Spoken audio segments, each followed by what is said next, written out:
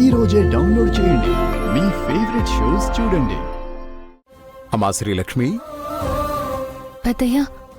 ఏంటమ్మా ఒంటరిగా కూర్చుని ఏదో ఆలోచిస్తున్నావు? ఏటి లేదు పెద్దయ్యా.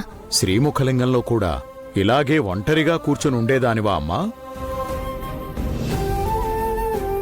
ఆ ఊళ్ళో మేము ఉన్నన్ని రోజులు నిన్నెప్పుడూ ఇలా చూడలేదు.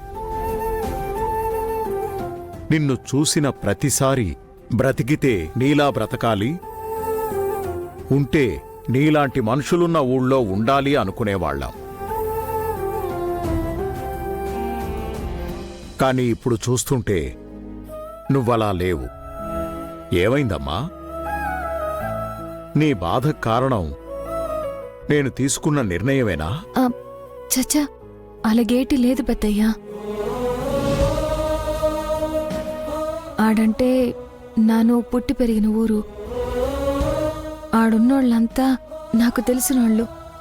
ఎటు చూసినా అత్త, మామ, అక్క, అన్న, తాత, అయ్యమ్మ, నానమ్మ అని పిలుపుకి దగ్గరుండేవాళ్లే కనిపెత్తారు.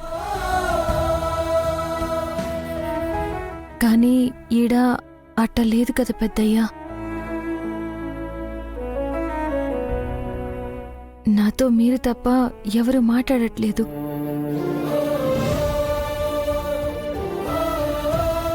ఎంత పెద్ద ఇల్లున్నా ఎటు చూసినా ఎవరూ కనిపెత్తలేదు. నా దగ్గర చదువుకోవడానికి వచ్చే పిల్లలు లేరు. నా దగ్గర ఉత్తరాలు చదివించుకునే అవ్వాతాతలు లేరు. ఆఖరికి నా గౌరీ కూడా లేదు. అట్టా అని నాను బాధపడట్లేదు పెద్దయ్యా, ఆలోచిస్తున్నానంతే. చూడు శ్రీలక్ష్మి, ఈ ఇంట్లో వాళ్ళందరూ నీ ముందుకు రాకపోవడానికి, నీతో మాట్లాడకపోవడానికి వాళ్ల కారణాలు వాళ్లకు ఉండొచ్చు. కాని వాళ్ళు నీ ముందుకు వచ్చేలాగా, నీతో మాట్లాడేలాగా నువ్వు చేసుకోగలవనే నమ్మకం మాకుంది. ఇకపోతే నా మనవడు మధుసూదన్, వాడు పైకలా కనిపిస్తాడే కాని చాలా మంచివాడు.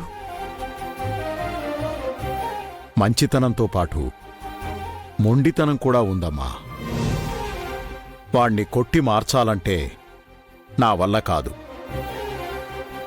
పోనీ బుద్ధి మాత్రం చెప్పి మారుద్దామంటే వాడి వయసుకి నా మాటల్లో చేదస్తం తప్ప ఏమీ కనిపించదు.